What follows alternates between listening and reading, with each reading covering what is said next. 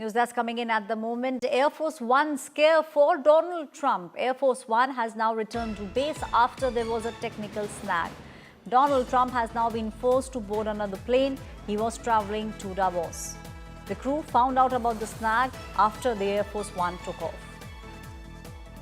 Snag in Donald Trump's plane. The snag was in the electrical unit.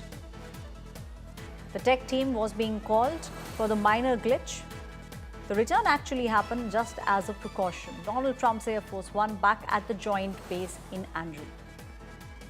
It's the latest news which is coming in from the United States of America. There has been a technical snag in Donald Trump's plane, the Air Force One, in the electrical unit.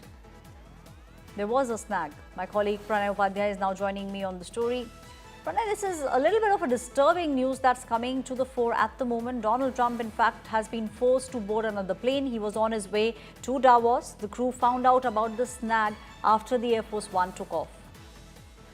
Absolutely, Aishwarya. And the Air Force One is the most secure aircraft, and therefore the security team of President Donald Trump did not want to take any chance with the president's aircraft, and therefore it returned to Andrews, joint base Andrews, and president had to board another aircraft because he's traveling to Davos.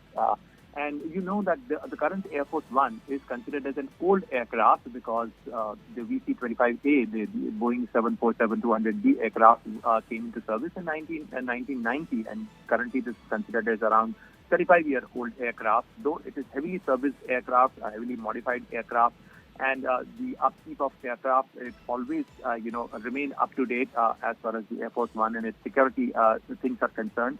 But the new aircraft ordered for President Donald Trump or the new U.S. president will only come in service by 2027. So still, president have to use this aircraft, and therefore the security staff and the